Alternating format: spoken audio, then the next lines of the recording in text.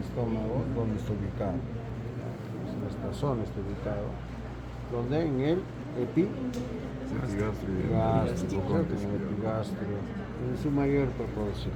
¿Ya?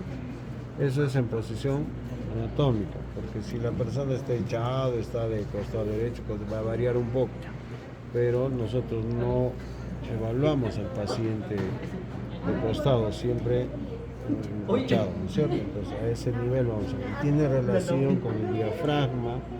¿Por qué? Porque también va a descender por el diafragma, por el hiato esofágico, el esófago, ¿no es cierto? Y al unirse el esófago con el estómago lo hace a través de la región del cardias, no se olviden, ¿ya? Y el borde izquierdo de esta zona va a formar un ángulo, el ángulo de Gis, no se olviden, pues el ángulo de Gis es ese angulito, ese borde, pero toda la circunferencia que se une el esófago con el estómago se llama cardias, ¿ya? Ese cardias es un esfínter esofágico fisiológico, no es anatómico como el píloro, ¿ya? ¿Qué es la diferencia? Entonces, si hablamos de volumen, de cantidad, de dimensión del estómago aproximadamente, normalmente una persona que no tiene un alimento adecuado mide 25 centímetros a 27 centímetros y puede almacenar hasta 3 litros de alimentos, es un montón. La mía está hiper expandida entonces. Claro, hasta 3 litros puede. Dentro de la relación que tiene el estómago, vamos a ver que tiene relación hacia el lado izquierdo con el vaso, ¿ya? Hacia el lado derecho con el hígado, hacia la parte superior se ha dicho con el diafragma y hacia la parte inferior con el colon transverso. Esa es la relación directa. Por supuesto que también tiene relación con el páncreas, tiene relación con las glándulas superiores que están a nivel del polo superior de los riñones, pero más directamente está con esos órganos que les he mencionado. Las partes del estómago, la parte superior, el fondo. Estamos hablando del estómago, es el fondo, ¿ya? El fondo generalmente es vacío. Ya no hay contenido, difícilmente, casi nunca llega el contenido ahí arriba. Por eso cuando uno se toma una radiografía de abdomen, siempre esa parte superior se ve oscuro, vacío, aire, ¿ya? Luego tenemos el cuerpo, que es la mayor dimensión, el mayor área del estómago, es el cuerpo, y la región inferior derecha, el antro pilórico, que va a relacionarse con el píloro, el duodeno en este caso, con la primera porción del duodeno, porque el duodeno tiene 4 porciones, primera, segunda, tercera y cuarta, y forma un arco, parece un cuadro en función aquí a la cabeza del páncreas, lo va a formar así, ¿ya? ¿Hasta qué parte va a ser duodeno? Hasta el ángulo hepático, no sé. No. Ángulo de Treis o ángulo duodeno yeyunal. O sea, desde ese ángulo ya se habla de yeyuno. Y si ustedes se acuerdan, cuando hemos hablado de inserciones posteriores del diafragma, es decir, el pilar derecho y el pilar izquierdo, a nivel del pilar izquierdo se confunde con el ligamento de Treis, porque el ligamento de Treis también se inserta y ese ligamento de Treis sostiene al ángulo de Treis. ¿Entienden? Listo. Entonces el estómago tiene dos configuraciones, una configuración externa y una configuración interna. La configuración externa es lo que hemos hablado, sus partes por fuera, cómo está. Y la configuración interna es lo que vamos a mencionar, la submucosa, ¿cierto? La capa muscular, que es muy importante. En la capa muscular vamos a encontrar los 3 tipos de músculos, las fibras musculares, como están distribuidos, ¿ya? La oblicua, ¿no es cierto? Oblica. Todo esto que estoy hablando está en función al eje del estómago, oblicuas, longitudinales, circulares, en función al eje del estómago. ¿Entendido? Listo. Y si vamos a la parte interna, vamos a encontrar la mucosa. Y en la mucosa tenemos pliegues o repliegues. Son arrugas, por eso es que el estómago al alimentarse se distiende, pues. Si no hubiese esas arrugas, ¿cómo se estiraría? No podría estirarse. Entonces, esos pliegues o repliegues gástricos encontramos en mayor proporción la curvatura mayor del estómago. Por eso es que el estómago se va a aumentar de tamaño a ese lado, así. ¿Ya? Y hacia la curvatura menor tenemos pocos repliegues. Y esos pliegues o repliegues van a formar surcos o canales en esa región, en la curvatura menor. Por eso es importante saber, cuando uno consume líquido, no pasa más de 1 hora y ya bastante líquido vas a ir al baño, porque te va a llamar a miccionar. Entonces, cuando uno consume el líquido, por esos canales va a discurrir fácilmente el líquido y va a pasar al duodeno. En cambio, el alimento va a llegar pues a la curvatura mayor, donde va a tener su proceso de degradación, dependiendo del tipo de alimento, puede durar 24 horas hasta 48 horas, dependiendo de la edad. En los adultos mayores el tránsito intestinal es más lento que un niño, entonces va a depender mucho de eso, ¿ya? Por eso es que los adultos mayores sufren bastante estreñimiento, porque el tránsito intestinal es más lento por el proceso de muerte celular programada, ya, por apoptosis. Todas nuestras células empiezan a morir programáticamente. Ya uno sabe, nuestras células saben en qué momento van a dejar de funcionar, ¿ya? Entonces, esa es la configuración interna en esto. En esa parte mucosa ya saben ustedes que hay células parietales y células principales, y cada una cumple una función durante el proceso de digestión, ¿no?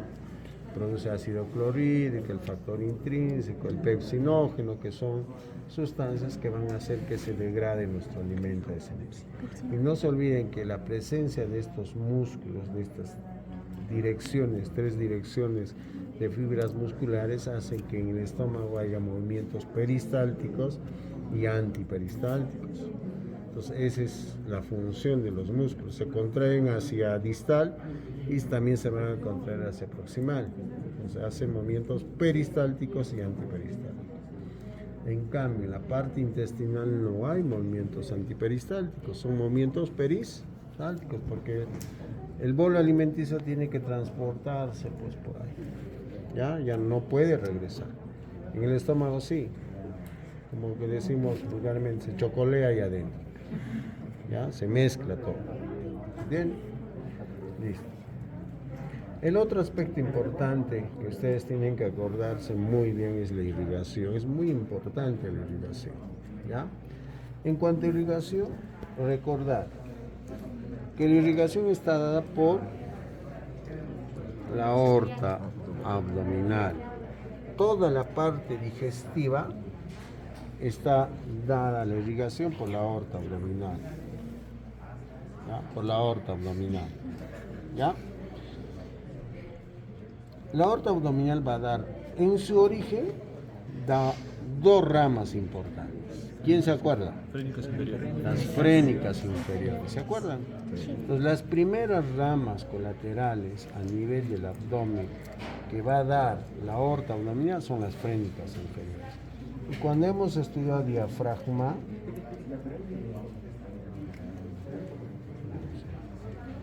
¿ya? Cuando hemos, aquí está, ¿no? Algunas van a irrigar la cara inferior del diafragma, ¿ya? La segunda es esta, tronco celíaco, ¿ya? El tronco celíaco es la segunda rama, la tercera es esta, la mesentérica superior, miren. Tronco celíaco, mesentérica. Si ustedes leen la literatura, dice que la mesentérica superior nace por debajo del tronco celíaco a 3 a 5 centímetros. Si medimos acá con la justa 3 centímetros, ¿no? 3 a 5 centímetros, dice la literatura. ¿De dónde nace? La cara anterior, la mesentérica. El tronco celíaco dice cara antero-izquierda. Miren, está casi hacia el lado izquierdo, está el tronco celíaco. ¿Ya? Entonces, esta, por supuesto, más abajo es la mesentérica inferior. Entonces, tenemos el tronco celíaco, mesentérica superior, mesentérica inferior, y las arterias renales, que no lo vamos a estudiar, pero sí la mesentérica superior, mesentérica inferior y el tronco celíaco.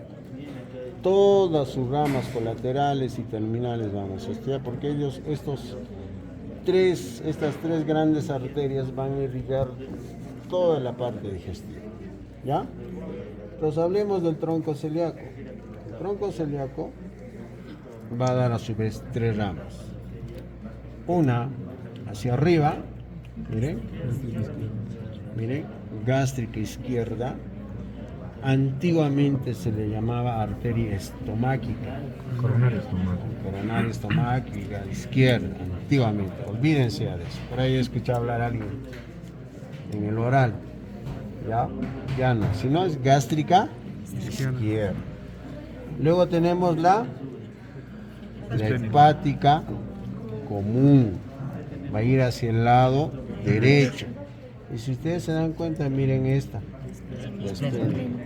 Si yo quisiera correlacionar esto, miren acá, esta viene acá. Qué chévere. ¿Ya? La esplénica. Y una característica importante, por qué yo no me puedo confundir de la esplénica, es que la esplénica es tortuosa, sinuosa, zigzagueante si quieren. Así va, parece una serpiente, miren. Y llega al vaso que va a estar acá. ¿Ya? Y va a ir por la cara posterior del páncreas. Cara posterior. Así va a ir. Entonces, si nosotros liberamos un poquito el páncreas en algún cadáver, vamos a ver, tiene pues su surco, deja un surco esta arteria. ¿Ya? Cuando hagamos páncreas, van a ver cuán interesante es esto, porque tiene, mira, unas ramas. La pancreática magno mayor, las pancreáticas pancreáticas inferiores, que luego vamos a comentar eso. ¿Ya? Listo.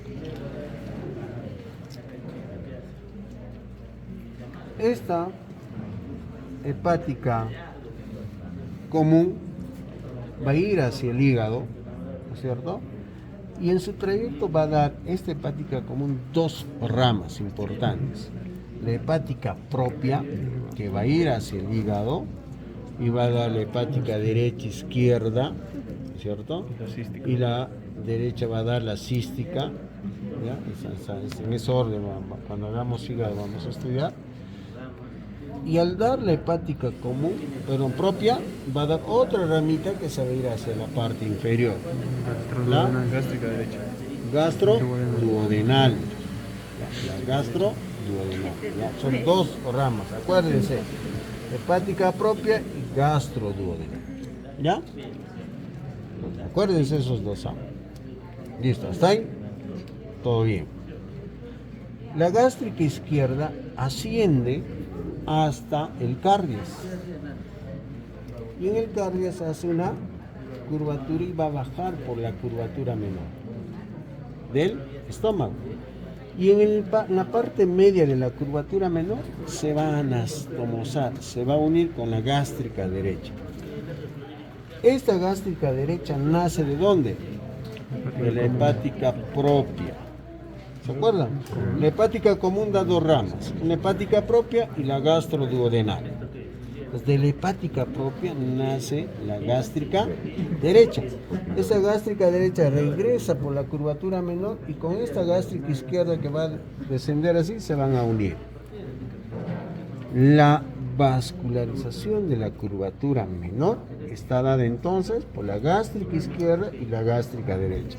La gástrica izquierda, rama del tronco celíaco, y la gástrica derecha, rama de la hepática propia. Por ahí alguien me va a decir, no doctor, está usted equivocado. En mi libro dice hepática común, cierto. Hay algunas variantes en algunas personas que no nace de la hepática propia, sino de la hepática común, nace la gástrica derecha. Es también verdadero, ¿ya? Entonces lo único que yo tengo que hacer, a ver, si yo quisiera reconocer si nace de la hepática común o hepática propia, ver el trayecto de la hepática común, si de ahí nace la gástrica derecha, está muy bien. Otro va a dar una rama gastroduodenal y la hepática propia. Desde ahí, si nace la gástrica derecha, también está bien. La mayor cantidad de las personas nace de la hepática propia. En algunas personas nace de la hepática común. ¿Entienden? Listo. ¿Hasta ahí? Claro. Nos vamos hacia la curvatura mayor. La curvatura mayor está irrigado por dos arterias. La gastroduodenal izquierda o la gastroduodenal derecha. También conocida gastroomental izquierda, gastroomental derecha. Omental.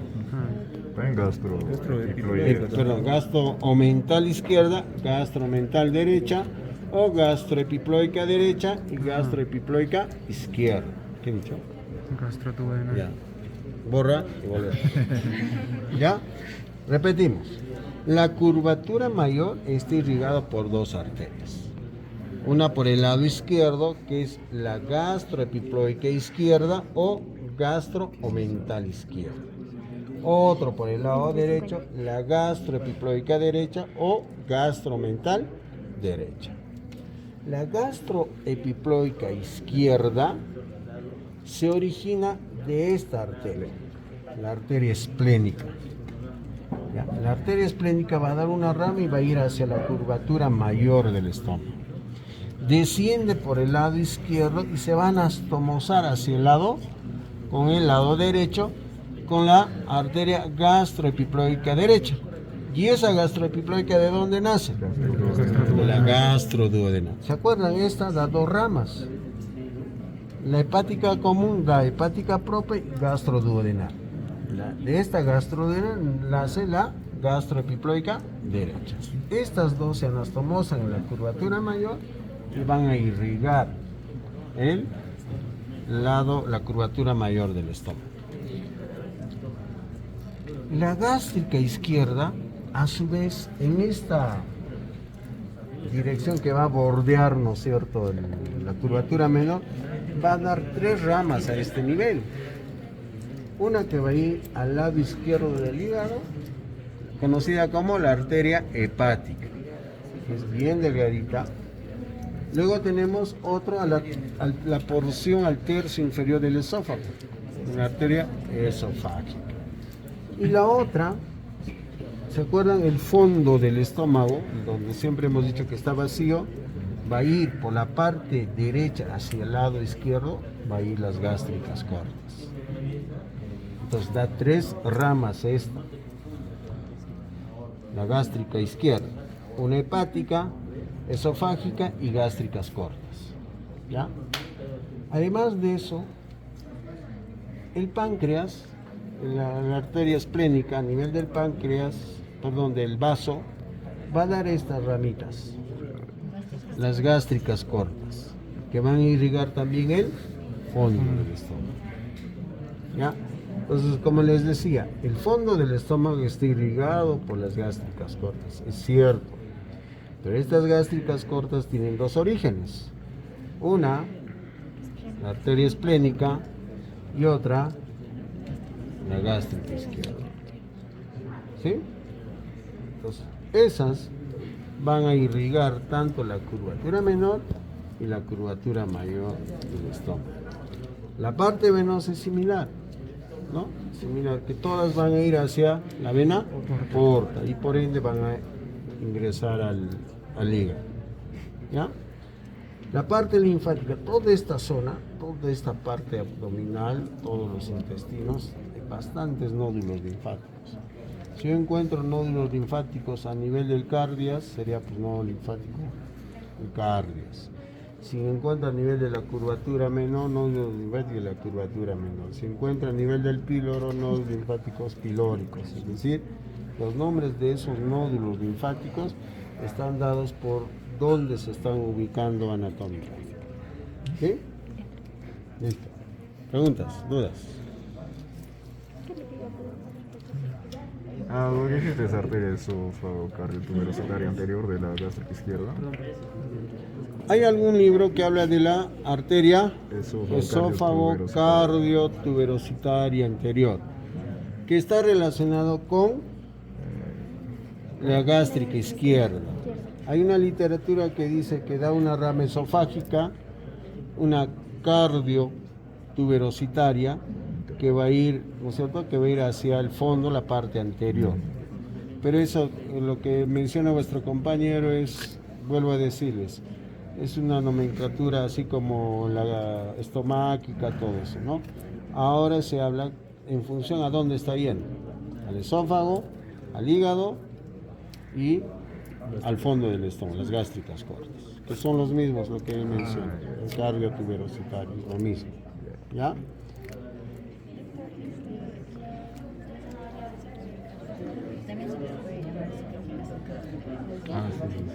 Sí, se les llama esofágicas inferiores. ¿Por qué? Porque va a irrigar el tercio inferior del esófago. Porque si nosotros revisamos la irrigación del esófago, arriba tenemos las esofágicas superiores. ¿Ya? Entonces sí hay literaturas que esta arteria, la gástrica izquierda, va a dar lo que hemos dicho, las arterias esofágicas, pero también lo menciona como esofágicas inferiores, porque irriga la parte inferior del esófago. Es cierto. ¿Preguntas? Muy bien. Como ven, no es tan complicado esta parte, pero sí es importante que ustedes aprendan muy bien la vascularización. El kit de toda esta parte es la vascularización. Entonces, llegan a la casa y dibujan tronco celíaco, una rama acá, otra rama acá, otra rama acá. ¿Qué cosa da la hepática común, propia? ¿A dónde va? O sea, al final vamos a tener que hablar toda la irrigación, la anastomosis de todas las arterias. La mesentérica superior va a anastomosarse con la gastroduodenal para irrigar el cuello y la cabeza del páncreas. Esta mesentérica superior se anastomosa con la mesentérica inferior a través de los arcos marginales que se van a formar. Entonces, en realidad, toda la vascularización está interconectada. Listo. Inervación, Doc, por favor, un repaso rápido. La inervación. La inervación está dada por el tronco simpático y parasimpático. Y el tronco simpático está relacionado ¿con quién? Con los nervios, el 10º par craneal, ¿no? Los neumogástricos. Entonces los neumogástricos van a dar esta inervación a nivel ¿de dónde? Del plexo solar, ¿no? El plexo solar más o menos a la altura de L1 está, ¿no? Ahí nace el plexo solar. Entonces ahí está el sistema simpático y parasimpático. Entonces, ese sistema, si bien es cierto, nace ahí, pero va a conectarse con los pares craneales. En este el 10º par craneal que nace pues, de la parte superior, ¿cierto? Por eso es que es un sistema autónomo.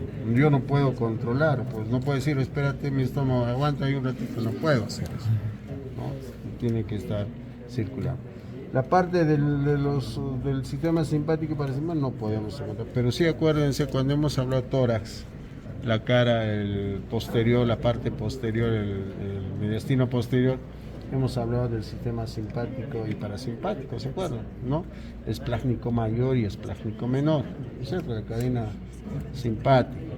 Entonces, eso también es importante porque es parte de todo esto. ¿Sí? Listo. Muy bien.